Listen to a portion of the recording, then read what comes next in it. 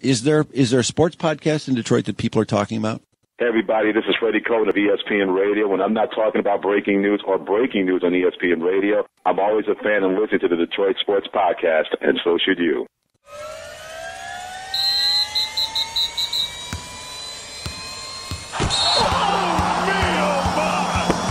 This is the Detroit Sports Podcast Network.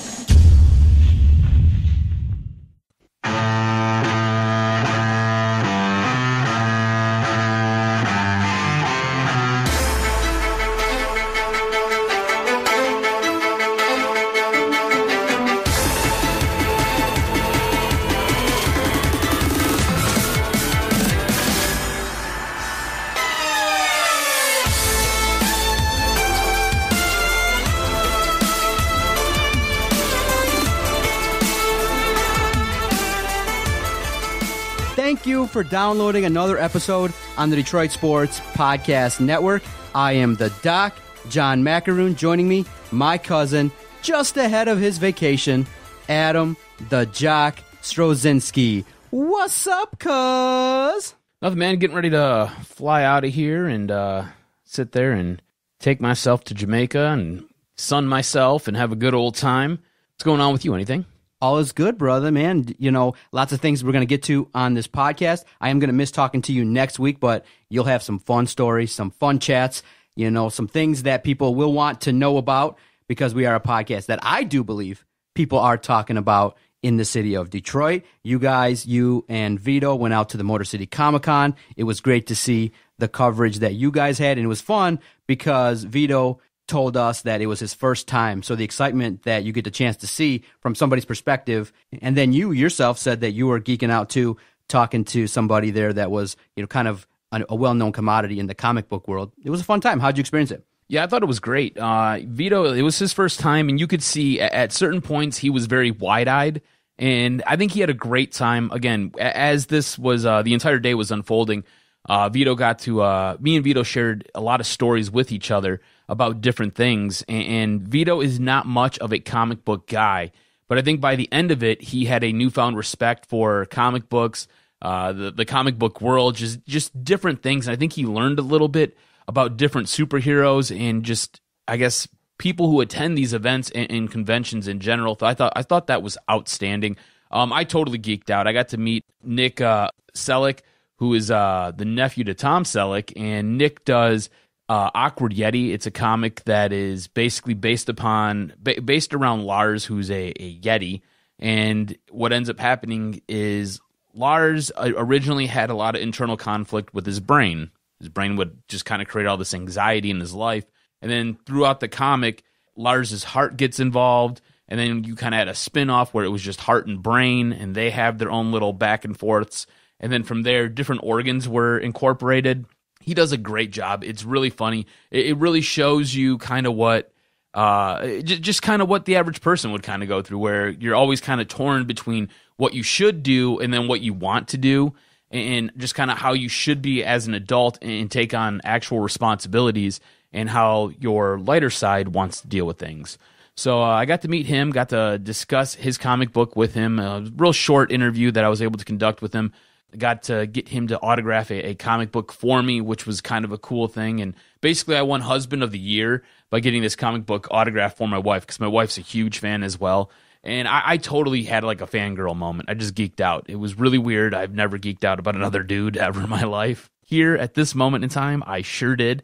And it was a lot of fun, man. We got to do a lot of different things. I learned something for the future. Also learned how to use Adobe Premiere, which is awesome. It's a new program, a video editing software I've not used before this. And you know, it turns out it's just as easy as using other video softwares that I've used in the past. So it's going to be, it shines a light on the future, which looks very promising. Episode 198, you know, is going to be stacked. We're going to talk about the Tigers. We're going to talk about the Lions news that was made. And obviously, we got to hit on the world of wrestling, the DocNJock Pro-Wrestling Report. Following a pay-per-view is always a good time to talk some wrestling, especially when the WWE shocked the world. And I can tell you my experience when there was a new WWE champion crowned. So stay tuned. It's going to be a fun podcast. But before we get into the gist of the podcast, got a chance to catch up with our boy Vinny And from time to time, he'll message me. Obviously, he's kind of in transition, as we would say, looking for great jobs, trying to figure out how to do the best kind of podcast and broadcast in his own way. So, last week he messaged me around the time of a debut of one of the daily Drew and Mike podcasts. He's like, oh, bro, check it out. Around the 30-minute mark, they're talking about podcasts, and they're talking about the potential of Tom Mazaway to do a podcast. Fine producer, sat here and had a fun conversation with you and I. We got a chance to learn. And they were just kind of rapping a little bit because Drew Lane doesn't really do a sports podcast, and he doesn't incorporate it a lot because he says it. He'll say it on his podcast. He'll say, my audience likes the topical things, the things that are going on in the newspaper, but they get into a talk about potentially adding Tom Mazaway into their rotation, starting a network like what we do and like other podcasts in town. So they have this conversation, and what they do is before this audio that I'm going to play, they play Vinny's podcast, and they're like, this is what the podcasts in town are doing? And so they kind of reference Vinny in terms of what he's doing in podcasting, and because they know him and they want to check in on what their boy is doing. But they get into a conversation about podcasts in town, and obviously I'm trying to stay humble. I want you to listen to it, and I'll get your reaction after it because it just makes me want to work extra hard to try and answer Mr. Drew Lane's question. So I'm going to play it. It's about maybe a minute to 90 seconds, okay? I want you to hear this. If they want less, I'll do less. I don't know the first thing about it. What is the demand for a sports podcast? I mean, if somebody had a sports podcast in this town that people wanted to listen to, how often would it be on? I honestly don't know the answer to this. Well, now that there's so many. You don't have many choices of sports now. You have 97, and that's it. There's so many sports podcasts. This is really it's funny that you say that, Mark, because I can't name one sports podcast in this town that people are talking about. Is there a sports podcast in Detroit that people are talking about? No. Is there a sports podcast in this town that has more than like 100 or 500 or no? Actually, I know those guys. I never know their damn names. Dan and Dave, yeah. Who won the contest on 105.1, who I think are really good. They should be on 105.1 with us. They have they've got a very they have a very good podcast, but he told me they do like 1,500 or 1,000 downloads a time. They've been doing it for like 3 years. But they didn't have the advantage of having a radio career preceding it. But I think their podcast they do a really wonderful good. job. They really do. They're really good. Have you talked to them? Oh, yeah.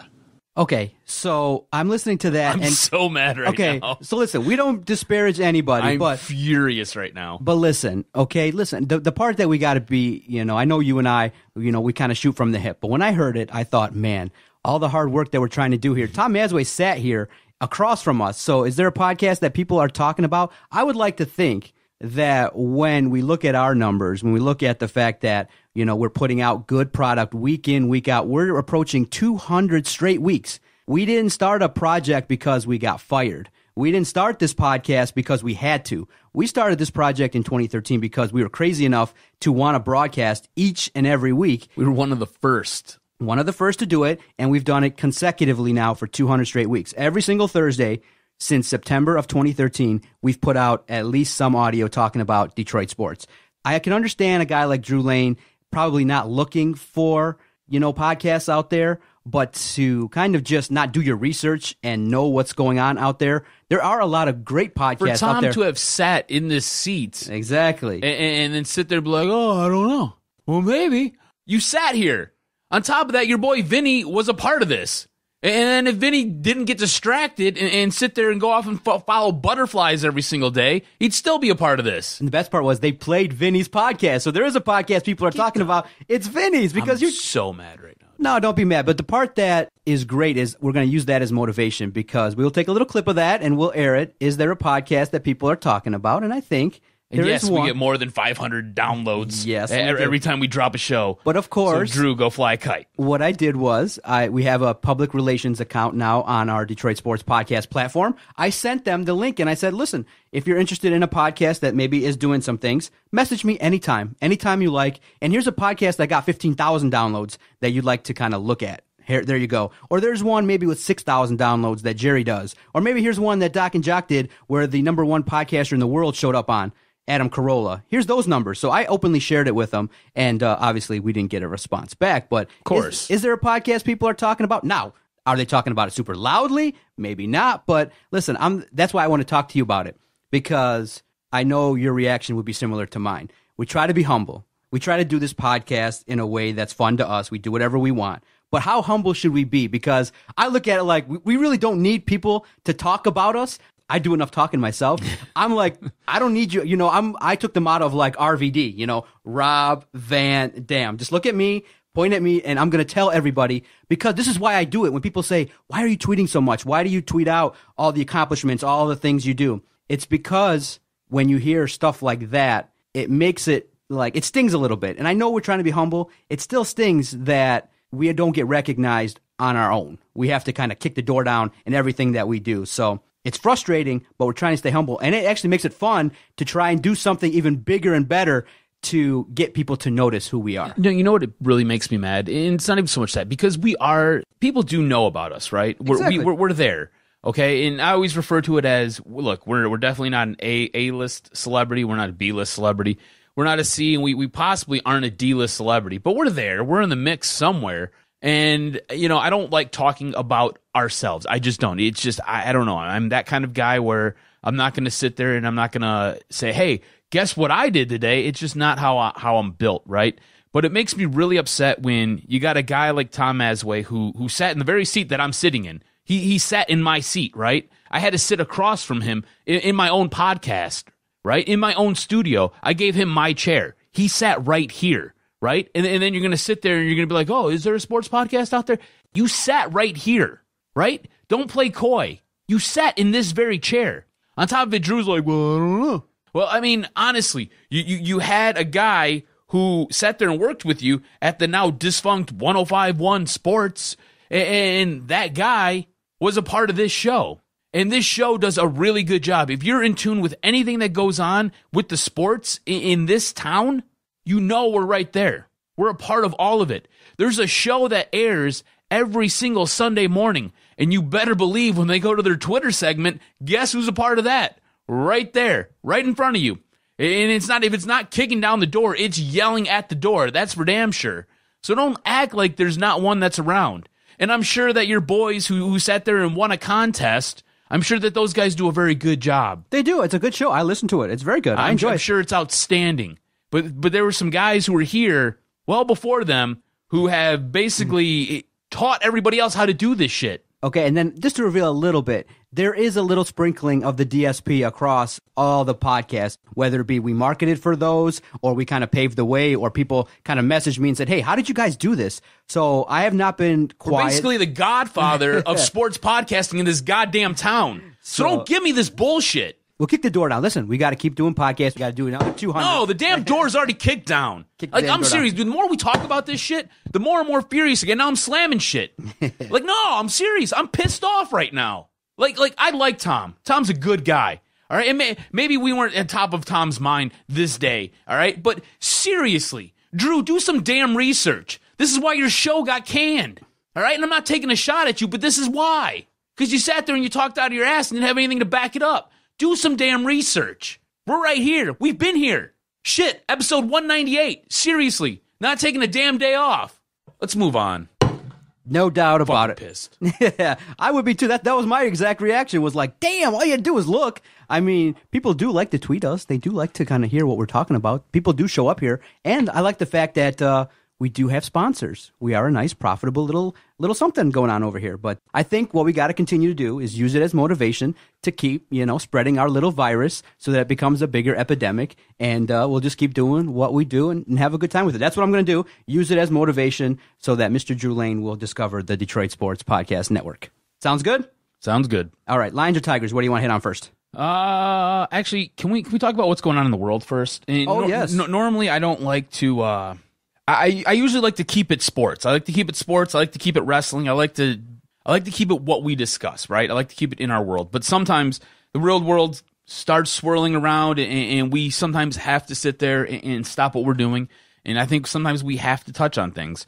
And in recent lights of what took place on Monday at the Ariana Grande concert over there in the UK, I think we need to sit there and kind of deviate a little bit from sports, from wrestling, from the lighter topics, from the fun things that we like to talk about, sometimes even pregger porn, right? We got to sit there and we got to maybe move a little bit away from that.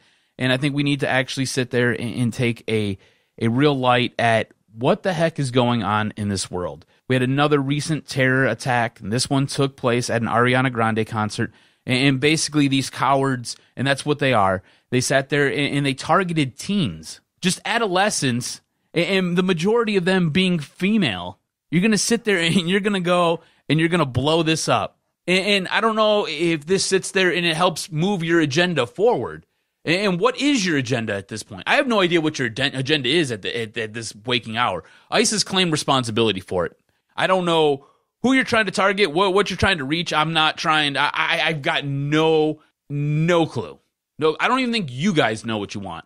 I just think you want to cause havoc. And by targeting children, by targeting girls, by sitting there and going and interrupting things just to interrupt them, to cause chaos, commotion, to sit there and try to strike fear in people's hearts. I don't even get, this stupid stuff has been going on for so long now, it doesn't even faze me. I realized that the other day when stuff was coming across my phone as it was unfolding. I was like, oh, okay, this shit again.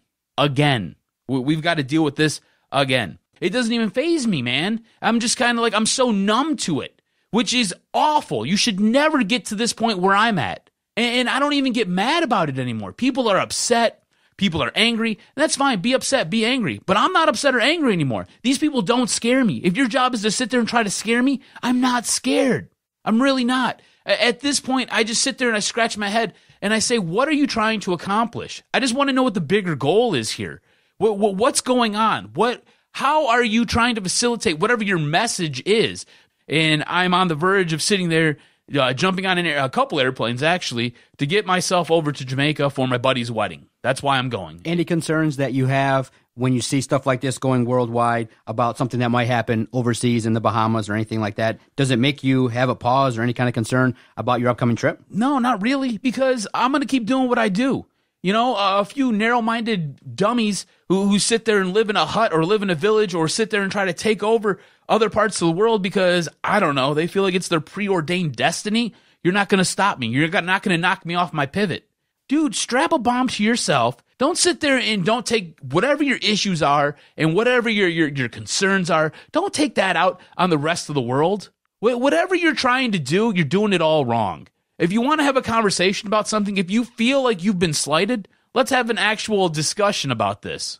All right, let's talk about it. Don't sit there and don't blow up innocent 12-year-old girls, that have nothing to do with it. They don't even know what the heck's going on. Their brains can't even process whatever it is that is bothering you. They've never had to sit there and endure or try to even understand any of this. I mean, you've got girls and kids. And I keep saying girls because this was an Ariana Grande concert, I mean, the majority of the concert was young female children who were at this concert, and you want to sit there and you want to take aim at them. What are you? How messed up is your world? How is this going to even further your cause? It makes no sense to me. There's no rhyme. There's no reason. People are talking about it, though, in town. Do you feel like because the recent events have happened over there in Europe, do you feel like there is a potential threat around town here in Detroit or nationally for a sporting event? Because people are wondering and they're curious, like, okay, should I be more cautious? Should I be fearful? Do I keep my head on a swivel? I generally feel safe going to these events because, you pay attention a little bit, you walk in, you're getting wanded. So I generally feel safe. I've never really been scared, but every time something like this happens, I can tell you for the Mrs. birthday, which is upcoming, I got her tickets to New Kids on the Block. And you gonna go? I'm going. Dude, I want to go so bad. I'm going. So hey, you gotta let me know how that concert goes. Definitely, I wanted to go so bad. It'll be my first time seeing. I'm a super boy band freak, so I've never seen a boy band. I don't understand in concert. how I'm the jock, but I like boy bands. Whatever. Yeah, I've never seen them in Guilty concert. pleasure. But now you think about it, you go, oh boy, we're sitting in the first row of this upper deck, and we'll enjoy the concert. But it does give you pause a little bit to go, do I really want to go? Is being in large crowds something I want to be in? But I've been in large crowds. I've been to the big house for soccer games. I've been to WrestleMania. I've been to places where there've been crowds. And the way you defeat this, and I've seen some comedy shows with people who are Middle Eastern, they kind of talk about it. And in Lebanon, they said, look, this stuff happens. The next day they open up and they keep living. That's how you defeat it, is that you don't let fear run your life. And I guess the way I'll end it for me is this, is you can't really have faith and worry at the same time. If you think about it philosophically, that's the way I'm going to roll. Is I'm going to have faith every single day. I get a chance to wake up is a good day. I do what I want, yell and scream about anything, and that's how you live your life. Is that you have faith that it's going to be a good day, and when the time comes, hopefully it's a peaceful way that you get to go out. But something like this is something I don't want to keep thinking about too much. In that, I wasn't watching the news too much because I get affected. I hear, in my practice, tough things every single day. So my tolerance for stuff that's really tough like this, I can't, for me, expose myself to too much. And that's the biggest, like I said, I've been married now for 7 years. Me and my wife have only one long-standing argument. And at 11 o'clock, damn near every single night, she wants to turn on WXYZ and watch the news. And every single night at 11 o'clock, I'm like, I don't want to know. Here are the stories. Rape, crime, burglary, traffic accident, murder. If it bleeds, it leads, bro. I go, honey, you have to have a little bit of respect for what I do. I cannot listen to that. And then one time I got pissed because lately in the last 3 weeks, WXYZ has been airing a lot of stories about young kids getting shot, missing, dying. And I almost start crying listening to that. And I get pissed. And that's the only thing that me and my wife fight about is that I don't want to watch the news at fucking 11 o'clock. Turn it off. I don't want to hear it. When the psychologist needs a psychologist because he's about to have a breakdown. I'm like, well, you have to have some respect in that you realize 8 to 10 hours a day, I'm listening to the tough stuff every single day, and I'm invested, and it takes a little bit of toll on me. I can't expose myself to that kind of stuff because it's not balanced. You don't get a chance to hear on the news too many times other than a 4-minute segment about positivity going on in the city. You hear about it every now and then, but the first 12 minutes is always going to be super awful stuff. So I don't watch the news. I just don't. 11 o'clock, I want to watch some comedy. I want to watch some sports. I want to bitch about the Tigers not getting hits. I want to bitch about other things other than the news. So for me, that's just the way I'm going to roll with it. They're not going to affect my day-to-day functioning. I'll be aware of it. I'll keep my head on a swivel, and that's the way it's going to go down. I'm going to have some faith. I will say this. I did take some cause for pause. I was watching the hockey game the other night. I think it might have been the Nashville game. I sat there and I was like, at what point do these numbskulls sit there and do they try to sit there and interfere with something like this? We've got the Stanley Cup playoffs that are about to be getting underway. The NBA championship's about to sit here and get underway as soon as Cleveland gets done and dispatches the Celtics. At what point do they sit there and do they set their visions on a much grander stage? And do they have the balls and do they have the wherewithal to sit there and try to do something like this? And would they be doing it live in the middle of a game? Would you be watching, I don't know, Nashville take on Pittsburgh or Nashville take on Ottawa, and they're sitting there and this game's going on and you're in the middle of the third period and all of a sudden it fades to black and you get that please stand by screen because there's an explosion. Do they have the balls and do they have the ability to be able to do something like this? And I don't know if they do, but that thought did cross my mind after all of this. I sat there and I was like, I wonder. And then I just kept going, It does cause me to sit there and stop and have a deviated train of thought. But you're right. In the end, you got to keep going. You got to have one foot in front of the other. I don't ever have a huge concern for going down to the ballpark, going to Comerica, going to Joe Louis Arena, going to the Palace, going to Ford Field, going anywhere. I go and every year, me and my cousin sit there and we head down to the big house and we sit there and we always tailgate for at least one Michigan game. Don't ever have a concern. Never. It doesn't force me. They've not done a good enough job at whatever it is that they're trying to do to where they force me to sit there and stop what I'm going to do. Because the moment that they do that, they won. And I don't know if I'm just too hard-headed, if I'm too stubborn, if I'm too much of an ass, but you know what? I'm never going to give you that power. Never, ever will I ever give you that power. And if you want that power, you better come take it from me. And the only way you're going to get that from me is the moment I stop breathing.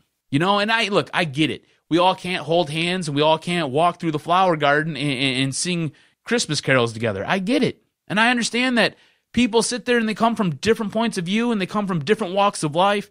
And nothing is rosy. You can't put on the rose-tinted glasses and see everything as being awesome. I understand that.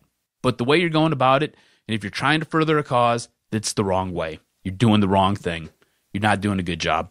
All right, let's take our first time out. We'll come back. We'll visit the news regarding the Detroit Tigers and the Detroit Lions. I think we'll start with probably the Detroit Lions because I think you and I probably are going to be passionate about what we saw earlier this week with a potential Hall of Fame wide receiver. Stay with us. You're listening to Doc and Jock on the Detroit Sports Podcast Network. I want to tell you guys about our host site, Podomatic. When Adam and I started this no-name podcast back in September of 2013, we legit didn't have a name. We didn't have a name. We just said, hey, we're going to record some audio and throw it up and we're going to throw it up to the internet. And what do? We had to find a place to host the nonsense that we decided to create. And the first place that we tried has worked out excellent. And our host site is Podomatic.com. If you're looking to start a podcast, you know there are several other out there that you can use. But we recommend Podomatic for the one simple reason. They're easy, user-friendly, and it's a great host site. All-inclusive is the best way I can say it, is that you record your audio, boom, within 5 minutes, you can have your audio up to the platform and share it with all the world. So we've recorded up to 500 to 600 podcasts up until this point, and we've only used one host site, Podomatic.com. Anything at all that you need from them, they've been around since 2005. They're very user-friendly, very easy, and like I said, all we do is upload our audio. Vito's done it, you've done it, everybody on this network has uploaded audio, and I think the single greatest, trait that they have is they got great customer service, and they've been very fine to us. So we have no problem recommending Podomatic.com if you're starting a brand new podcast.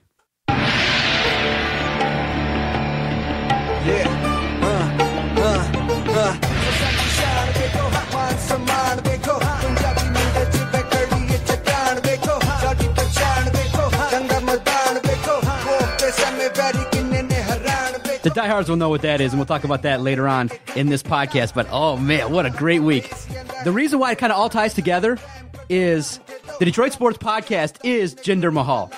And if you know anything about this project, we've come from nowhere, and we do feel like we are elevated up there in the main event status of podcasting. And so Jinder Mahal is the WWE champion. I can't wait to talk to you about it because it was so awesome to see it. I woke up the whole house. I can't wait to tell you my experience of when Jinder Mahal won the WWE Championship. So it's going to be awesome. But I'm excited, too, to talk about the Detroit Lions because they're making news. And obviously, the news with Calvin Johnson broke in regards to the fact that, dude, I can understand if you took $320,000 out of my pocket, you damn near better believe the doc's going to be pissed. But at the same time, though, if I also made $100 million in my career, I would bring it up. But I would try to find a way to get maybe half of it back, figure out a way to maybe, lessen the blow of the team that I gave my whole entire career to, trying to swipe my pockets. And it's very interesting in terms of the fact that Calvin Johnson didn't really talk much throughout his entire career. And then just some random interview that he did with Dave Burkett talking about his camp. He was just asked about his relationship with the Lions, when's he coming back? And he said he didn't really feel like talking about the Lions because of the fact that things didn't end, quote unquote, properly. And it set off national news. It's something for me where I go, wow, in retirement, now you start to speak out about the organization. And then this kind of extends out to what we see now on social media earlier this week. I think on Monday, we're all surfing social media. We're looking through Twitter. And what do we see? We see Calvin Johnson roll up in Oakland with a Raiders shirt on. And, I felt like it was kind of a passive-aggressive move to kind of do it, but if you do a little digging, you do realize there are some ties with Calvin Johnson and the Raider organization with some of the players there and coaches. But for him to do that so soon after he kind of stated he was unhappy, it's kind of like a little bit of a messy breakup, and our dude is kind of flirting with somebody else. Bad timing, or more him just kind of sticking whatever that knife is deeper into that wound. Either way, whatever the reason for it, in whatever the actual answer is, look, I think these comments that came out from Calvin's camp over the weekend, I think it's all Calvin Johnson, right? This is kind of the way some fans have looked at Calvin and his tenure with the Lions. This is very passive aggressive. This is very there's a problem, but you know what? It's not me, it's them, and I don't want to talk about it. And it's all finger pointing, and it just seems it seems like a real bitch move, if you ask me. Do you know what I'm saying? It really does. Look, I got problems, but I don't really want to talk about it. Oh, if you look deep enough, you'll know what it is. Oh, it's all this, it's all that. But I don't feel any certain sort of way about it. Obviously you do. Obviously you do, bro.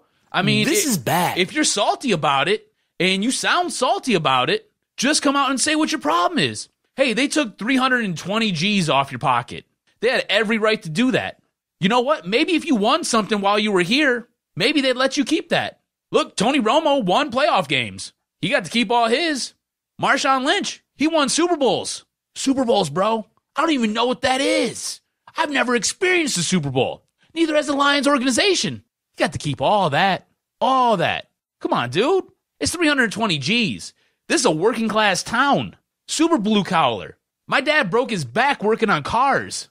That dude can't even get around the house no more. That dude's got to sit there and get on pain meds every single day of his life so he can sit there and just go wash dishes, bro. But to play you're going to be devil's advocate, upset. No. You're going to be upset because they sat there and they had every right to 10% of your signing bonus because you sat there and you said you don't want to do it anymore because you had trouble getting up out of bed and you had trouble walking and your one finger is bent crooked. Hey, man, I get it, right? And I sat there and I applaud you for stepping away when you did because most of these cats in this game don't know when to get out. You got out at the right time. Your body started to break down. You wanted to be able to sit there and hang out with your kid and do things with your kid and your wife.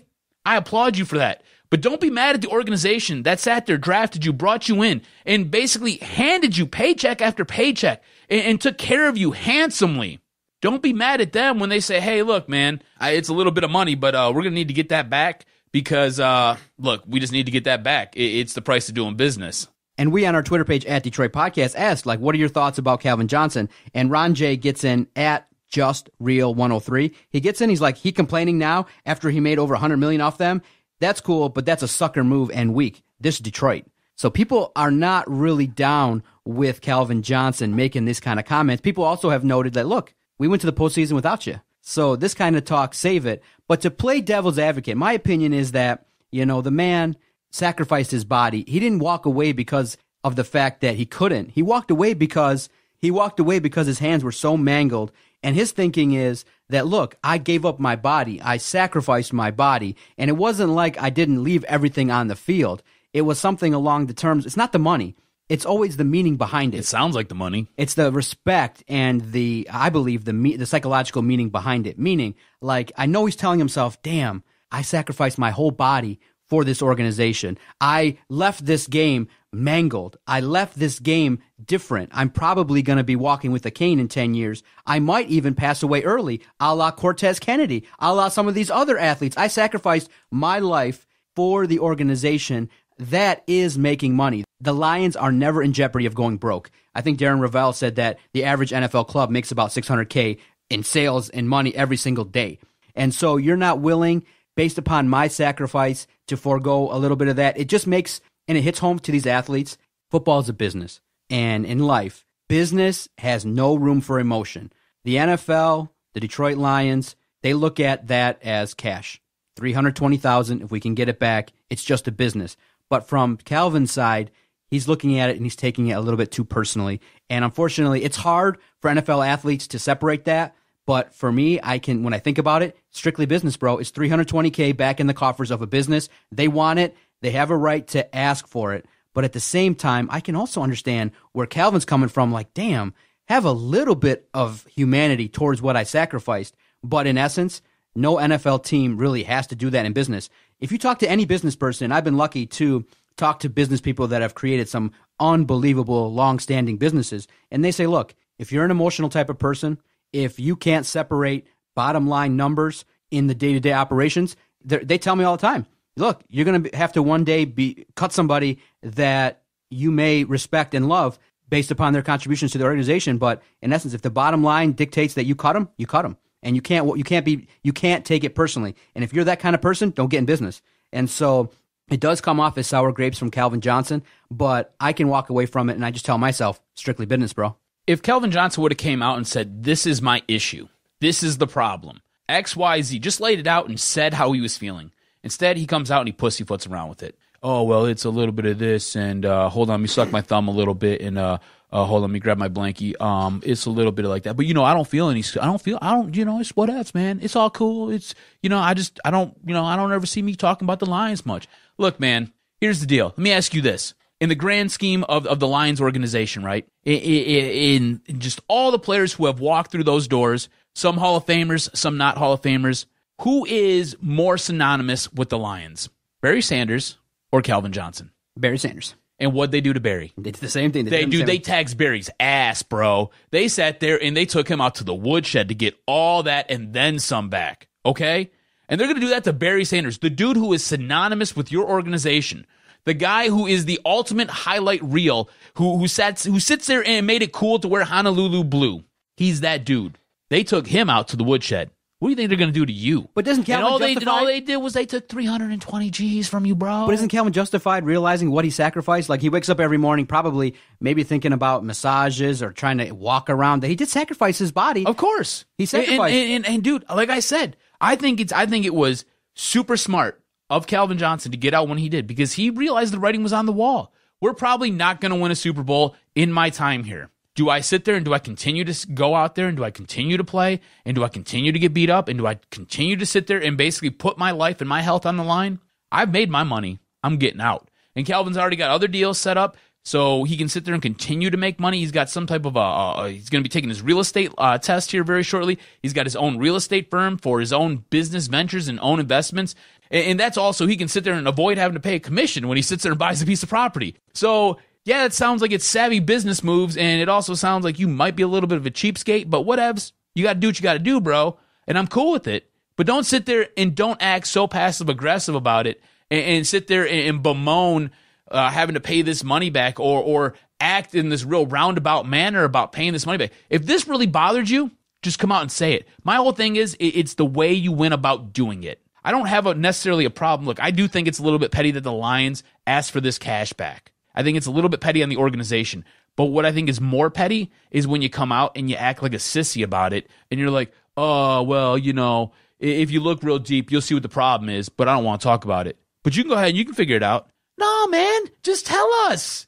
Tell us what the issue is. Why are you so upset, bro? Come on, why are you mad? Why? But do you care at all that he's flashing, the swag of another NFL franchise? He looks kind of good in Oakland. I think that is super disrespectful. I think so, man. Like, if you went out to the Oakland's camp and you were sitting there teaching their receivers how to catch footballs, right? And that's what you're doing out there. That's what the quarterback's coach wanted you to do. You had a relationship with him when he was here. He asked you to come out there, and you're out there. You're wearing all Raiders gear, and you're sitting there flossing it and flaunting it. Yeah, dude, I think that's super disrespectful to an organization that sat there and paid you. But you know what? You're a grown-ass man. You can go do what you got to do. You're going to sit there and you're going to act like a little girl, and you're going to sit there and piss and moan about some cash over here, and you're not going to want to talk about what the real issue is and what's really bothering you, what's really stuck in your craw. But you're going to sit there, you're going to go out to Oakland, and you're going to rock a Raiders jersey, and you're going to rock some Raider swag. All right, bro, do what you got to do.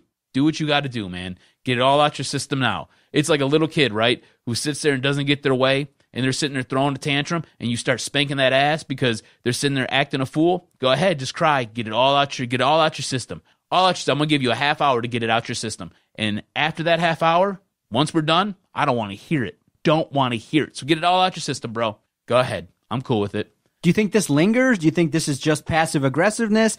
Or do you think at some point next year when the Lions retire Calvin Johnson's jersey, they have him back, they do the whole pomp and circumstance, they do the whole Videotron, let all the fans cheer? Do you think Calvin comes back, makes up with the organization, and has his own, little conference where he comes out and says, look, all love to the Detroit Lions. It's all good. Of course. And they're going to make this up. Yeah. They're going to make up quick. This will be just a small little hitch in the road, right? It's like when you're walking down a trail and you stub your toe a little bit. Hell yeah, it hurts like hell for that moment, right? And then as you continue on your merry way, you're like, oh man, the flowers are so pretty. The trees, they look beautiful. Everything is so lush and green. Oh, look at that little river and creek over there. Look at the deer drinking water out of it. It's beautiful. And then you look back on this day and you look back on the entire time that you had when you were walking down this trail and you're like, it was great. And when you're sitting there with your boys, you're like, man, I stubbed my toe. It hurt like hell. But it was really good. The whole thing was awesome. It was an outstanding moment. And that's what the hell's going to happen here with this whole Calvin Johnson Lions saga. He's going to sit there, he's going to piss and moan, he's going to whine, he's going to act like a little girl, and all of this and all of that, right? And yeah, the Lions sit there and they do come off looking a little bit shabby in the whole thing. But in the end, everybody's going to sit there, they're going to hold hands, and Calvin's going to be the next ambassador, just like Barry Sanders is the ambassador for the Lions now. It will soon be Calvin Johnson, and that's the way it's going to be. You think maybe he's a little bit butthurt that everybody was talking about Matt Stafford possibly being like totally like legit in that dude because of the games he won last year, and he did it all without Calvin, and we all thought he was going to struggle without Calvin, and instead he probably put out his best performance of his career without a great wide receiver. Do you think that maybe is kind of chapping his ass a little bit? Ego? No, I don't think Calvin has an ego. I really just think it's about money. It's about maybe potentially. All great players have an ego, bro. If there's something, you're not even great at what you do, and you got the biggest ego in this room. If there's something maybe underlying, maybe he went to them and said, look, I need a year off. Come back. I want to be released. Please let me have an opportunity to go somewhere else. And they said, hell no, we will never release you. You're going to be a Lion forever. Maybe there's something underlying that is more than just the money. So if it was, it probably has something to do with his career and maybe wanting out of Detroit, or an opportunity to maybe seek a trade or something to maybe, relieve all the frustration of losing all the time, because he put in, good 9-10 years with the organization and really in the end didn't amount to shit. They come out and say that. Yeah. Why are you going to beat around the bush? Yeah. So for Calvin Johnson opening his mouth, causing national news about this nonsense, you get an award this week.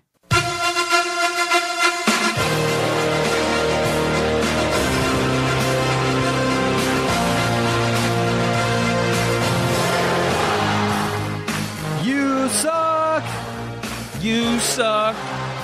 Yeah, they got to resolve this and move along from this, because it's bad PR. They'll make it right. They'll line his pockets with some more cash, directly or indirectly, or however they want to take care of it, man. The NFL is a cash cow. Before we get to the Tigers, though, I'm super excited. They're going to bring back the dances, sweetness. The No Fun League is trying to change up their image and allow these players to dance and do a touchdown celebration.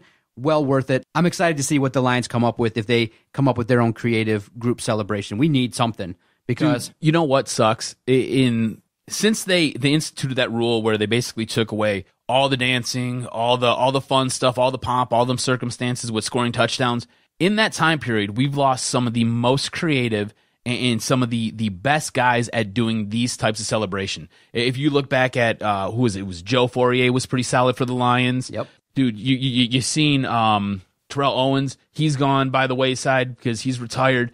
Chad Johnson. These are all guys who are outstanding at coming up with something interesting when they scored a touchdown. Who's going to be that next guy who's going to sit there and come in and just set the world on fire with whatever it is that they come up with for a touchdown celebration? Who's that guy who you think is going to be that dude? I think it might be OBJ. It might be OBJ. It might be Eric Ebron. He's got some creativity to him. Get out of here. He might have some creativity to him. He's been waiting. He was probably the most excited to hear this news. It might be Zeke the Freak, man. He likes to jump in different Salvation Army pots. That was always funny. So I don't know. It's going to be fun to see who's going to be the next guy who's going to come up with something awesome, like pulling a Sharpie out of your sock, or sitting there and just coming up with something just so random, so ridiculous, like making a snow angel or going and dancing on a star. It's going to be fun to see. Okay, you know what hasn't been fun to see? The first couple games of the Tigers-Houston Astros matchup. Ooh, man, you see the difference when a good ball club is facing you and you go, oh my gosh, this is not the Kansas City Royals. The Houston Astros are not the crumb bums. They're not the Seattle Mariners. This is a nice top-flight organization right now, and the Tigers are getting worked. I mean, I believe it was like one hit on Monday, a couple hits on Tuesday, and they're not looking good. I mean, Mikey Matuk is the only MVP right now in that series, and it's just looking like the only good news was Anibal Sanchez finally was sent down, and he's no longer part of the Major League Ball Club at this point in time. If he gets better, if he does some things, obviously his first performance in Toledo on Tuesday didn't go well, got smacked around, obviously, and I don't see him really factoring into too many of the Tigers' plans going forward, but it's been a tough watch to really sit through and watch the Detroit Tigers. They may be super lucky to even get a game this week versus the Houston Astros. It's going to be super tough, but Anibal going down really kind of made me a little bit happy in that, okay, you now improved your bullpen by relieving the tension and really not having to force Brad Ausmus's hand in terms of putting this guy in the game. So Anibal Sanchez no longer on the Major League Baseball roster is pretty good. Yeah, I think so too. And look, I think maybe we've got to give this another week, maybe another 10 days, let Anibal get another stint, maybe another 2 stints here in Toledo, but I think he's done. It's done. I think he's done. The writing's on the wall, man. His career is done. You've seen it when he was up here. He wasn't able to do anything good. Now he goes down to Toledo, and he has the same kind of bumpy ride that he was having up here in the big leagues down in Toledo. And let's be honest, man, there's a reason why these guys are in AAA, right? Some of them are on their way up. Most of them are on their way down. It's just kind of the way it is for this guy. he can't sit there and get the ball over the plate with consistency, with consistent movement on his pitches. The velocity is leaving this guy, and he just can't sit there and he can't dial it in like he used to. You can't move to the bullpen because you're not comfortable pitching out of that spot. You have nothing left as a starter. So what's left for you to do? Maybe you can sit there and repurpose this guy as a pitching coach, but his career's done. And it's time for the Tigers to move on. I say give him 2 more starts, and then it's all over with, bro. Cuz, do you see how desperate Tigers fans are to grasp onto anything positive with the Detroit Tigers? You had news this week that Anthony Gose in the minors in single A threw a 99-mile-per-hour pitch, and damn near the internet broke. I was getting alerts from Bleacher Report, Yahoo Sports, ESPN, Local 4, WXYZ. Anthony Gose, former Tigers outfielder, threw a 99-mile-per-hour pitch. And my thought was, okay, what was his ERA? What was his other pitches? Did he do well? People just gravitated toward a single pitch that he threw that reached 99. That's how desperate people are. And then you got Rod Allen coming out, and he's like, guys, he's going to be up here in the majors trying to help your ball club out later in the year. I'm like, he's going to go from single A to double A to triple A up to your major league roster, and you're going to have faith that he's going to do some things? Come on. If they even try it, I would probably go apeshit because it would be the dumbest idea to try to take a major leaguer in his first go-round, his first year, and shift him through the entire organization to your major league. That would be the height of disrespect, and they would have to be at least 15 games under if you're going to see Anthony Gose. And here's the deal. He's in Lakeland. He's basically the single A, the bottom rung Tim Tebow of the Tigers organization. Come on, bro. And look, from what I understand, from what the scouting reports say, I mean, because the only video that we really got was the cell phone video from behind the backstop of him sitting there striking a guy out and hitting 99. That's like all the video that's out there. I mean, unless you're in Lakeland taking this in, but according to the reports, he's got some nice movement on a curveball. He's got a decent breaking ball, and he's got fire for a fastball. Again, though, it's in Lakeland,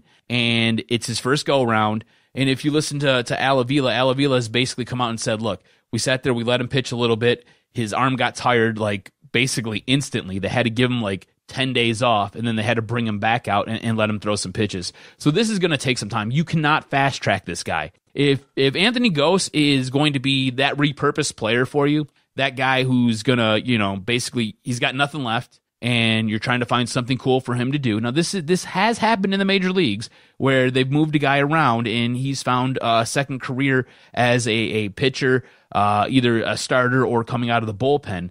It's going to take some time, though. You can't expect this guy to be up here in the majors by the end of 2017. You're not going to see that. That's unbelievable to sit there and fast track a guy like this. You've got a guy like a Joe Jimenez who they were terrified to bring up last season, and then you bring him up this year and you kind of see what happened. He's now back in the minors and he's back and forth between the bullpen and the DL stint, but whatever. That's neither here nor there. I think Rod Allen's smoking something real good, man. He's smoking something that I might find down in Jamaica, straight Kush Mafia, because if he believes that this dude is coming up and he's going to sit there and help this ball club before the end of 2017, there's only one explanation for this. The entire season has gone completely sideways, and it's a dumpster fire. And you know what? You're just trying to throw anything at the wall, and whatever sticks, and you're going to go with it. That's the only reason you could bring this cat up right now. As I'm sitting here, I do feel guilty because Wednesday morning I was excited. Why do you ask? No, not that. I didn't get lucky. Nothing along those lines. Was it the weird dude who's lurking outside the studio? No. It's really unusual in that I was excited because I had a dream that Brett Ausmus was fired. I seriously woke up and I was like, wait a minute, because in my dream, the alert started coming that Brett Ausmus has been relieved of his duties. And I'm like, oh, let me go check out these guys. Let me check out Fennick. Let me check out the news, Free Press. Let me go check out who's going to replace him. What's going on? And I was happy. I was like, oh, and I woke up and I'm like, that was a dream. It was so vivid, too, because it would go down just like that, where I would find out that he was let go from Twitter. And I was genuinely excited. I'm like, okay, good. There's some accountability here because, when you watch the Tigers and you see their series, you go, man, Nick Castellanos, 2 more errors. He's looking like he's regressed a little bit. He's really slumping. But for the entire offense to slump, yeah, you give the Astros some credit, but you still think with an offensive juggernaut like the Tigers have, that versus the Astros, you want to show off a little bit. You want to play to the level of your competition. And Houston is balling right now. they're 16, 17 games above 500. They're the tops in the majors. And that's what you're doing. That's what you're showing. You got to do a lot better than that. And the first 2 games were really a grind to watch. And it's just like we're like a speeding train with the eventual, notion that this team is probably going to sell. And you keep hearing the rumblings that, the Tigers might have to pay a luxury tax, that it's going to be, really important for them to trade J.D. Martinez. You can't keep him. There's going to be, if this continues and the team is under 500, it's going to be a speeding train toward selling. I feel like they're holding on tight, and they always come up with the same lines. We're going to come around. We're going to come around. I don't see it. I see a 500 team. I'm not as invested. I watch because I'm crazy, and I like to support my team. But when you ask me my opinion on the Tigers, it's a 500 team, and they should sell. And I'm going to keep repeating that bandwagon. The day is going to come where, I don't see this team winning 8 of 10, making it a close run, but I'm hoping I'm wrong. But when you see what they do versus the great teams, hell, if you want to skirt into the postseason as a wild card to get destroyed by Houston, I don't want that. I want to see a clear direction. I want to be like the Nashville Predators. I want to be like the Houston Astros. I don't want to be like, the Orioles who just kind of skirt into the postseason and get bounced every year. I don't want that. The Nashville Predators were like the very last team to make the NHL playoffs, though. But when where they're at. they got on a run, and they were a good team. They got a lot of the NHL pundits said that look at that nucleus, look at Pekka Rinne. He's had a pretty solid season, and he could do some things. A lot of people were surprised at the first round with Nashville, but once they got going, they go, look, this is a team. They have a lot of talent. They got a lot of talent. They have a lot of talent, exactly. Both the defensive and offensive side. And 8 seeds in the NHL are not as shocking to win versus a 1 seed. It happens all the time. Yeah, exactly. This team, the Tigers, have at least another month, maybe 6 weeks to kind of figure it out. Clock is ticking. Yes. At this point, they are on the clock. If this was the NFL, you would have Roger Goodell basically come out and say the Detroit Tigers are now on the clock. They've got a month to 6 weeks to sit there and figure out what they're going to do as a team. I don't see them being a buyer when the trade deadline comes around, but it depends on whether or not they will be a seller. And if they are a seller, you can expect J.D. Martinez to go. Kinsler, V-Mart. Kinsler. V-Mart might be a trade commodity for somebody. You might get something back for him. If you can sit there and you can somehow make some kind of all-star package where you can move a guy like a Justin Verlander, maybe a Miguel Cabrera. I don't know if those guys would get moved, but if I'm Al Avila and we're sitting there, we're burning it all down, right? Because we need to get younger, we need to get cheaper, we need to do this, we need to do that. Yeah, those are the 2 best players on your team, right? Those are the guys that you basically have built this franchise around. So if you're going to look to move somebody, yeah, you'd move those guys, and instantly you're saving a ton of cash. I just don't know if you're going to be able to. But yes, the Detroit Tigers are now on the clock. You're looking at anywhere from ticking, a month to 6 weeks to sit there and really figure out what you're going to do with this team. If you're looking at the schedule, if you look ahead, we come back around the end of this month and the early parts of next month, we do start playing some of the teams back in the Central, and you do get a chance to play a series versus Seattle. So there is an opportunity, but at the same time, you can't discount the fact that 3/5 of your starters are struggling right now. Jordan Zimmerman, his stuff is not there yet.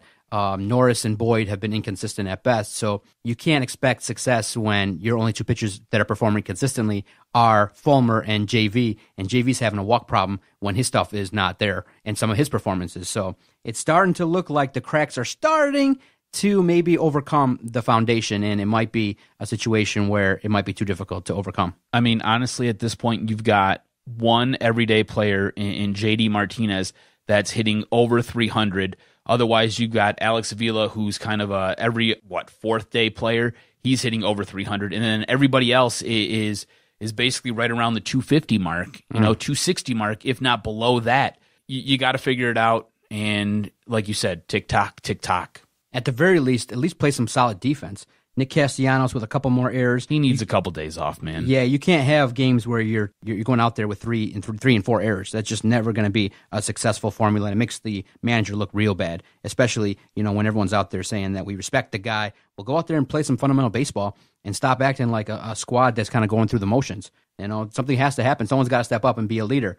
And you come back now, as the time of this recording, we're a couple games under 500. We're sitting in 3rd place in the AL Central. And I know that many people are not really thrilled with the Central, but it's just a frustrating time to be a Tigers fan because you don't see that spark too many times. Yeah, they can win a game, but can they win damn near 5 in a row? It just seems like up, down, up, down.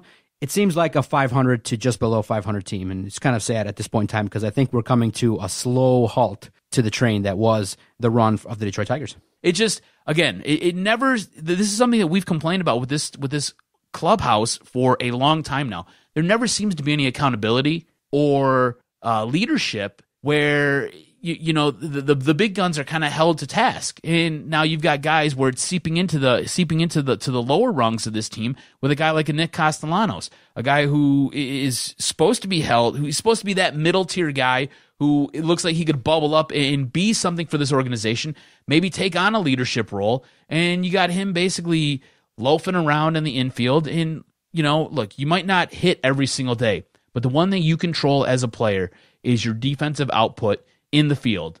And when you're not performing there, there's a huge issue, and somebody needs to be held accountable. Stay with us. We're going to take our final time out. My favorite part of the podcast, the coronation of probably one of the greatest WWE champions of all time, the 50th overall all-time WWE champion. We got to talk about him next. Jinder Mahal Maharaja. You're listening to Doc and Jock on the Detroit Sports Podcast Network. Doc here for FanaticU.com. They're Detroit Sports official outfitter and the official outfitter of the Detroit Sports Podcast Network. They got several locations all across Metro Detroit. If you're a fan of the Tigers, Lions, Pistons, Red Wings, Michigan, Michigan State, Central Michigan, Eastern, all the gear. If you want to represent the swag and you're a big, huge Detroit fan and you're a fanatic like Doc and Jock, we recommend you go to FanaticU.com. They got great deals. Their online shop is second to none. If you go into one of their locations, very friendly staff. They got great memorabilia. They got great swag. Adam and I go there all the time. We've actually been out to a couple signings. They've been very cordial to us, and they've been a supporter of ours since early on in the project. When not many were talking about us or supporting us, Fanatic U took a chance on a podcast, and they had some success, and they've been a supporter ever since. Check out FanaticU.com.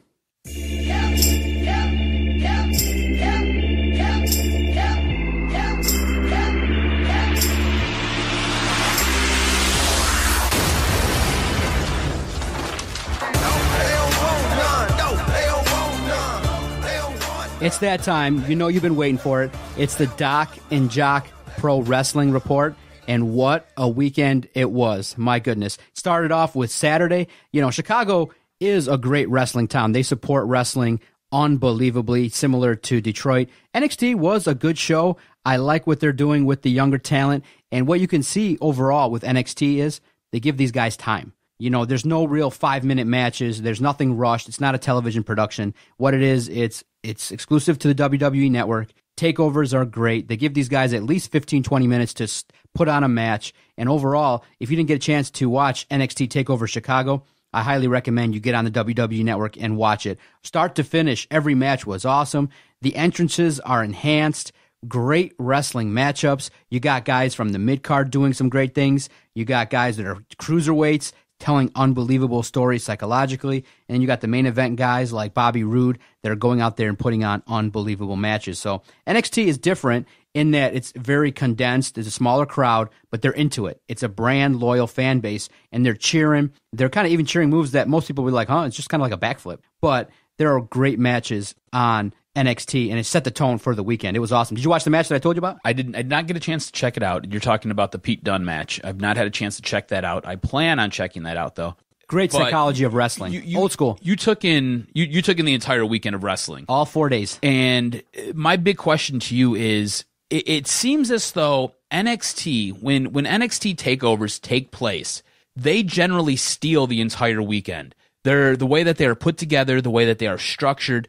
At some point, do you see the NXT programs becoming their own standalones, or do you see them still being paired with whether it be a Raw brand or it be a SmackDown brand pay-per-view? Because at some point, it seems as though that the NXT shows are stealing the spotlight from the bigger brand. Here's the kicker, though.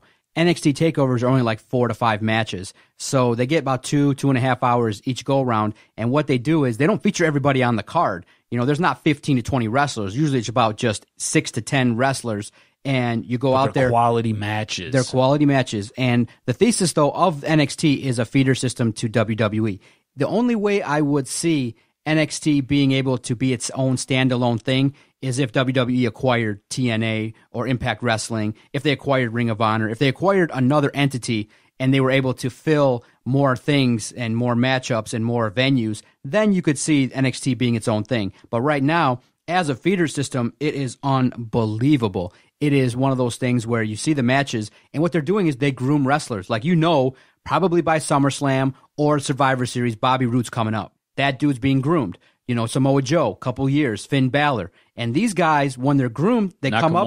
Nakamura. They come up, and they're able to fit right in. And did you ever think Shinsuke Nakamura would debut on SmackDown to the loudest ovation in the house? That's what 2 years of training will do. You build a fan base, and you come up, and you're allowed to present a star, and that's Triple H's job. I'm still taken aback by his entrance. When the entire crowd in unison basically welcomes him to the ring by singing his intro song. It's still it's just an incredibly powerful moment. I was watching SmackDown the other night, and I looked at my wife, and I was like, I get goosebumps every time this starts. It's unbelievable. And you're right. It's all because of what NXT has helped to develop, helped to cultivate. There is some crossover. NXT has, it's a very brand loyal wrestling event where it's only a small percentage of those who watch Raw and SmackDown really watch and take in NXT and really enjoy it. But it is a very powerful brand where it is so loyal to that brand and to that commodity, where these people are taking it in every single week, and then they are sitting there packing the house for their shows and are just consuming the material by the handful. It's going to be up to Shinsuke Nakamura to deliver in the ring, because my only complaint needs to work better on his mic. If you look at what he did versus Dolph Ziggler, it was supposed to be a match that could steal the show, and it kind of came off flat. It seemed like Shinsuke maybe was overthinking things. It seemed like he wasn't as relaxed. And Dolph Ziggler, and the way they packaged the match was, Shinsuke took a lot of damage. And many people were befuddled by that. They said that, no, the way you should have had it was, you should have had Shinsuke destroy Dolph Ziggler and just destroy him and not let Dolph have too many offensive movesets. And I think that was a mistake, because you don't want to build up this guy as a guy that takes a lot of punishment, especially at his advanced age. I think you go the Braun Strowman route with Shinsuke and you have him destroy people. And then his first SmackDown match is a tag match. I wouldn't go that direction. His debut was great in that you feature him, let him do his entrance, but his first matchup on SmackDown needed to be a squash match. Just put him up against a jobber. I think that they have mishandled their booking of him thus far. So far, yeah. You sit there, you have him come in for a couple weeks, and you have Dolph Ziggler basically annihilate him verbally, and then you sit there, you have him do this really awkward, short promo where he kind of cuts back onto Dolph. And then after that, it's kind of a lot of standing around and posturing. And now fast forward to Backlash, where he's the curtain jerk. He's the very first opening match of the pay-per-view, and it's like a 25-minute match for a guy that you've built up to be this Japanese killing machine. And he comes in, and it's basically 80% Dolph just taking shots on him. And it takes him getting spit in the face for him to basically turn around and just go crazy. Like, it was super kick, it was body blow, super kick, body blow, super kick, body blow, and then getting spit in the face is what kind of does it. And I'm never a fan of somebody ever getting spit in the face. I think it's just the most disrespectful thing you can ever do to somebody. I don't like it personally.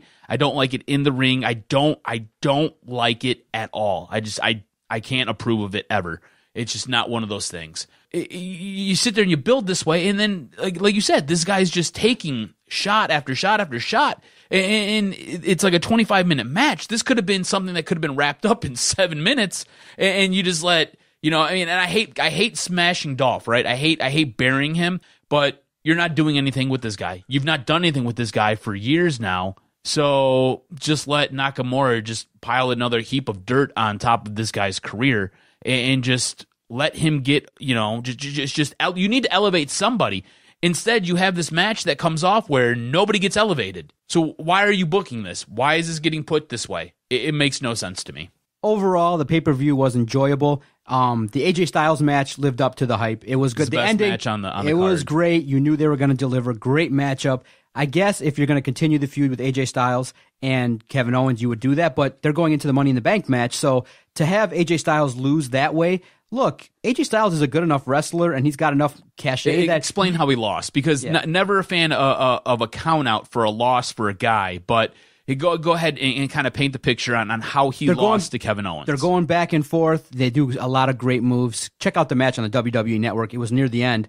They set up, they're fighting outside, and all of a sudden, AJ Styles goes for a move. Kevin Owens counters, and AJ Styles' foot gets stuck in the table. So, at that point, they were in 6-7 in the count. In a wrestling match, if you get counted out to 10, then when the ref hits 10, then the match is over if the guy's not back in the ring. So AJ Styles is caught up and tangled up in the television monitor on the table outside of the ring. Kevin Owens goes back into the ring, and AJ Styles gets counted out. And that's how he loses. And then Kevin Owens takes liberties with him and knees him in the back after the matchup. But you don't have AJ Styles lose clean to Kevin Owens. But I felt like you could have ended the match and just let Kevin Owens win. I mean, AJ Styles isn't a good enough talent where he can lose a matchup versus Kevin Owens. You could elevate Kevin Owens, and you continue the feud down the line. But right now, AJ Styles is not being used as main event talent. So if you're going to have Kevin Owens win the match, just have him win outright. See, this is one of those moments where I don't necessarily mind the count out for a guy like AJ Styles, because you had enough in the ring where both wrestlers were kind of put over and elevated. You had Kevin Owens, essentially, he's the heel, have him essentially win by count out, and by hook or by crook, he gets the W. And you've got AJ Styles on the outside where he's basically incapacitated. He can't move. He's stuck inside the television cords for the TV and stuck in the booth by where the announcers are, and he just can't get back in the ring. And this is one moment where the count out actually kind of works, and it doesn't come off as being cheap. And at the same point, you're not sitting there putting either wrestler down. Both wrestlers can sit there and they're able to sit there and work and elevate each other. And I just think it works overall. I'm usually not a fan of the count out myself. I think it works. And this match helps build towards essentially the crowning achievement of the night, which was Jinder Mahal taking on Randy Orton. Did someone say Jinder Mahal? Jinder Mahal, Maharaja. You're so excited right now. Oh, it was awesome. Let me tell you, I was watching the match, never really thinking. I'm like, wait a minute. Max White, friend of the podcast, he did a YouTube video. He predicted that Jinder Mahal would win the matchup. I'm like, wait a minute, would they really do this? Jinder has to win. He has to win. He had to win. I knew going in that he was going to win. He had to win. The Singh brothers get involved. There's too much posturing that's been going on, and Jinder is too important to the company. The little known secret, right? Wrestling is planned, and just a spoiler for you, it is planned out ahead of time. Does it? Okay, let's be honest. There's a lot. There's more going on than what you're seeing right here. There's a move into India. It's a cash grab. Yes, he is the bridge to the Indian market to sit there and try to put a champion, so you can sit there and connect with the fans over in India. 1 billion people, and then you saw, and when I saw what they did on SmackDown, I was just like, I was singing along to his song when he was walking. I'm like, here comes the cash. We're going to sell some merch. Here comes the cash. We're going to sell some merch. Merch. Cash. I'm like, I was like, Andrew, does this cheapen this? And she's like, well, this is. Does she watch? We watched it. I said, but does she watch? Does she enjoy or no? She watches passively. She sees me going crazy. So she understands the gimmicks, but she can't sit through 2 hours like me. I showed her after I DVR'd it and said, look what they did with Jinder Mahal. And she's like, get out of here with the dancers and everything. It was so awesome. I was just like, we're going to play the theme music again, but it was so awesome. So, he's fighting Randy Orton, the Singh brothers, the long and short of it, they get involved, and he comes in, does his move, and I'm like, yes, they did it. I was freaking out. I was like, whoa, they did do it. It was visceral to see, like, a nobody. Jinder Mahal's a nobody within 3 weeks. Like I said, if you listen to this podcast, we were joking and laughing, and we technically claimed Jinder Mahal a title, but not the WWE title. If you go back and listen maybe 4 weeks ago, we said, look, let's just have a jobber tournament, and let's let Jinder Mahal win it and be the jobber champion. Give him a belt. The dude looks like he's built, and he's got something there. But then right away after we said that, they elevate him to the point where he's the WWE fucking champion. And it was awesome to see, the way they played it off with the crowd. I kind of wish they would have popped and kind of just flipped the script around, but he stuck with the heel character, and he came out on SmackDown on Tuesday, and, they gave him a grand celebration. But it was awesome to see a jobber win it all. Yes, it's a cash grab for India, but it also gives other wrestlers hope that, look, you might get a chance. Let's see what you do with it. And a guy like Jinder, if you listen to the Chris Jericho podcast, has been grinding for a long time. His second go-around, he's a trooper, and he's got the look. And you could do something with him, but yeah, his talking is, really crazy. It's kind of funny to watch. But if you're a fan of wrestling, the story of Jinder Mahal is the greatest story, I think, in all of wrestling history. It's basically Cinderella. It's awesome. It's a Cinderella for a wrestling fan and for a wrestler. Here's my question for you. Because on Wednesday, you ended up sending me a text message that I thought was kind of impactful, and I think we need to discuss a little bit. You basically said that you jumped on the Jinder bandwagon because this is the closest that you will ever come to having an Arab WWE champion. In the way it was celebrated. Right. Yes. I kind of want to agree with you, but at the same time, I don't want to agree with you. I'll set the scenes on why I said that. Because, Indian culture and Middle Eastern culture, while not the same, if there were to be a Middle Eastern champion and you celebrate it that way, you would have belly dancers, you would have you came to my wedding, you saw the swordsmen. It was outstanding. You saw the guys and the way they danced. A lot of pomp and circumstance. Yeah, so if it was a Middle Eastern champion, you would have a bunch of guys dancing in swords in a circle, and you would have had, a guy walk down in a similar light. So for me, metaphorically, the celebration that we saw on Tuesday was similar in my mind to how you could do it with a Middle Eastern champion. So I said to myself, there probably isn't one down the line that can be celebrated like this. So for me, I'm like, okay, this is probably the closest it's going to be to looking like that. It was awesome to see. Do you think that we'll ever have a Middle Eastern champion? There has to be. I mean, of course there can be. I think there will be eventually. I think there will be. But see, you see Middle Eastern bodybuilders. I mean, it's probably going to look like the guy that looked like, Muhammad Hassan. Kind of in that mold of like maybe 5'11", 190 pounds. I don't see a Brock Lesnar essentially Finn Balor, but Middle Eastern. Exactly. I got you. Okay, yeah, because when you sent it to me, originally I'm sitting there thinking, I'm like, so does he not believe that we'll ever get I don't see one. I don't hear one down the line. There's not one in NXT. I think there will be eventually, but, I'm over the whole I hate America. It's an easy pop. It is. Easy. It's cheap lazy. heat. It's lazy booking. Cheap and you're right, cheap heat. So, like, if we could get like a face Middle Eastern, that'd be awesome. That'd be awesome. I think it'd be cool. Yes, but I think eventually it will happen. Now, do you feel like it's cheapened because it's a cash grab, or do you say, look, let's let an unknown guy, because it does draw interest in that if you always have matchups where the champ fights a guy lesser known and the lesser known guy never wins, you never invest in the matchup. Exactly. Now you say to yourself, look, hey, if a Dolph Ziggler fights a Jinder Mahal, maybe they put the belt on Dolph Ziggler. You never know that's what wrestling is about, is that you never know. That's why I'm a fan, was for that moment when Jinder fucking Mahal won the belt. You're always a fan of the swerve. And the swerve was awesome. And here's the thing. I like that they put the belt on Jinder. I was over the whole Orton experience, and I think what it does is it helps continue the line that SmackDown is the land of opportunity, and anybody can win a belt. Look, a few weeks ago, Jinder Mahal was Jobber Jinder, right? Jinder. He was the guy who would come in, and you got put over by beating Jinder. It's the way it worked out. And now you fast forward a few weeks, and he's now your WWE. Mahal. He's your WWE champion. Raja. He's your WWE champion now, and he's getting a celebration with fireworks, and I think it's awesome. I think it's good. I think it is well deserved for that guy, and I think it is well deserved for a lot of these guys, because most of these guys, they're putting this role in. Look, everything you're told whether or not you're going to win or lose. So you go out there and you try to put on the best damn show you can put on. And Jinder for the longest time was, Jinder, you're going to lose this match. Oh, okay, cool. Jinder, you're going to lose this match. Oh, okay, cool. Jinder, you're going to lose this match. Okay, please don't kill Finn Balor. Please, just don't do it. And thanks. He goes out and he does his job. And in the end, he now gets the rewards for doing his job. And like I said, we won't have to talk too much about Raw because they're setting up the next pay-per-view. If you sat through the 3 hours of Raw, it's super boring. I gave you credit. There's nothing that draws you in right now. It's tough right now, yes. Lazy booking. It feels like all we're doing is we're recycling every form of this fatal 5-way match. You're like, here, we've got 5 competitors, so this week we're going to do a 3-on-3, and then we're going to do a 1-on-1, and then we're going to do it's just recycling the same guys in different matches. It's like every feasible way we can package these 5 guys, we're going to do it leading up to this pay-per-view. Yeah, exactly. Just shoot me now. Yeah, no, it's one of those things where now you look at it, they're setting up the next pay-per-view. SmackDown's benefiting wildly from 2 hours. It's impactful. My only complaint would be if you have an opportunity to not have a 35-minute main event, I'm more of a line of maybe just kind of cut it down to maybe 20 minutes. Yeah, we don't need 20 minutes to open the show. Exactly. So if you get wrestling instantly, like similar to kind of how SmackDown usually kind of does it, not this week, but usually, just open the show with actual wrestling, and then we can transition into a promo.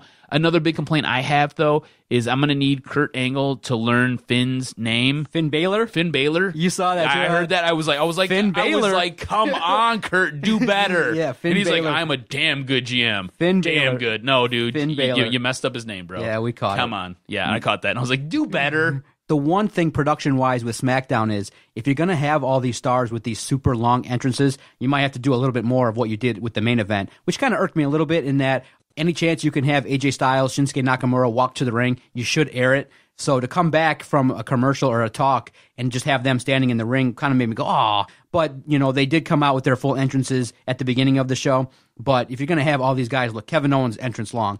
AJ Styles, long entrance. Shinsuke Nakamura, long entrance. You got to kind of maybe, speed up some of the entrances because you can't have each and every entrance of the main guys be 3 minutes long. Would you have rather had Kevin Owens' entrance go to commercial, Dolph already in the ring, then you come as you're coming back from AJ Black, and Shinsuke again. AJ opens and then Shinsuke. That's how I think you should have done it. That would have been much better. But because those are the three most powerful entrances on SmackDown. The crowd pops for all three of those. Why not have Kevin go and then you come back with AJ and then have Shinsuke Nakamura? Now, you and I are probably in agreement that you don't want Randy to take the belt back right away. No. Who should be the guy to take the belt off of Jinder? Jinder needs to have a long run. No, 2 months. What is it now? May, June, July, maybe. Okay, till SummerSlam at the latest. He can lose at SummerSlam. And what I'm hoping, this is what everybody's predicting, and what I'm hoping does not happen. They're predicting that Jinder will be fed to John Cena, and I don't want John Cena to take the belt off him. I don't want that to happen. I would like AJ to probably win the belt, and then you can do a run with AJ, and then you can have maybe John Cena when he does come back, sit there, kind of go through the toils of working his way up. But before that, I want Nakamura, AJ Styles championship match at SummerSlam. Where are we going to be? No. Survivor Series? Would it be Survivor Series? You could maybe do it for WrestleMania. You could probably put it off for WrestleMania. But I think AJ wins it at SummerSlam off of Jinder, and then you build towards Nakamura, AJ Styles, WrestleMania, and I think that would be main event. I think that would be a great match. We've already seen it at one of the G1s when they were in Japan, and it was incredible. I think you can get it now. You can try to recapture that because they know how to work together. See, the way I do it is because I see the seeds being planted. You have a couple matchups with AJ and Shinsuke being respectful of each other. Mm-hmm. Now they go into the Money in the Bank pay-per-view. Maybe Shinsuke costs AJ the title situation, or he costs him the Money in the Bank contract. You have Kevin Owens go up to the next level and be the face of SmackDown. I can see that. Because I like Kevin Owens and his work, dude. So every match he's been in is awesome. Are we going to have a heel match then for the belt? I think you could do that. You could have a know what? And I'm not opposed to that. I think that's cool. I think that's good booking. If you can get two heels to face off and you can have two faces face off, it's fine. You don't always need to have a heel and a face off. Exactly. There are times there are circumstances where you can have. Because SummerSlam is considered a huge event. Yes. And if you can do Shinsuke, AJ Styles pretty quickly, I think you can lead up to that in the summer months, maybe with some passive feuding and some things like that, and while they do other type of feuds. But, those guys don't need belts. I think Kevin Owens could be the face. You have him, defeat Jinder Mahal, and then you can have maybe going into Survivor Series, the next matchup with either Shinsuke versus Kevin Owens or AJ Styles versus Kevin Owens, continuing that matchup. So I could see the seeds being planted a little bit of Shinsuke and AJ Styles maybe hitting in a feud sooner rather than later, but it would be awesome to see. So that's why SmackDown is the better show. That's why we're not even going to bother talking about Raw all that much, other than to see next week who ends up winning some of these matchups. We'll discuss it because there won't be a pay-per-view to take up some time. But now we're in the Jinder Mahal era. It was awesome. It's a shot in the arm for wrestling. It's a cash grab for India and to allow them to have support. But, it is nice to see a guy get that kind of treatment where, he gets to have a celebration, talk in two languages, celebrate with his culture and his boys, and nobody else comes out. No other music comes out. Nobody enters the ring. They don't set up the next feud. It's just, you let the man talk, let him blast off with his comments, and you get a couple drops, and it was awesome. It was a good week for wrestling overall. Great 4 days of wrestling if you were a fan. Yeah, I thought it was pretty solid. Enjoyed it all.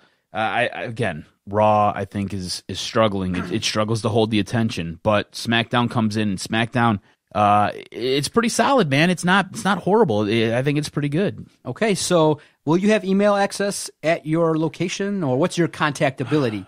I'm not sure. I heard that we have Wi-Fi all over the resort. Okay. We're staying at a Sandals. I'm not 100% sure though. Okay. I'll shoot you maybe an email a couple of days after. When are you coming back? What date? I'll be back on June 3rd. I should be in the country. Is that a Saturday? It's Friday, Saturday? Friday. Next Friday. Okay. June 2nd, but it'll be late June 2nd. Okay, early June 3rd. Okay, because you're going to miss episode 199, but we should be able to plan well in advance 200, because maybe we'll have some fun with it. Yep. I might. You know what? We might even make it a segment on the show where you get me caught up on whatever the hell I've missed. Yeah, of course. So that maybe might be a long show. Able to do that. Yeah, episode 200 might be a long one. Maybe get a guest that's never heard of us before. We'll see. All in all, a good podcast. Enjoyed the 90-minute chat. It was fun. Every single Thursday, you can hear Doc and Jock give their take on wrestling, the Lions, Tigers, Pistons, Wings, and all things entertainment and life. That's what we try to do here on this podcast. All right, time's up. Let's get out of here. Thank you for finding this podcast across the various platforms. We greatly appreciate all the support. Check out our website, DetroitSportsPodcast.com, for all things. If you want to support us, go to teespring.com for all the great Detroit Sports Podcast swag. For the Jock, Adam Strozinski, I am the Doc, John Macaroon. Thank you. Enjoy the week. Hey, and if you don't know about us, tell a friend about us so maybe they'll know about us, because obviously dudes don't know about us, which is some BS. But anyways, go Tigers. This was locker room talk. Second dick. Sorry, Detroit. Didn't quite work out. And all I can say is Detroit Sports Podcast scores. I hear voices in my head, they counsel me, they understand, they talk to me.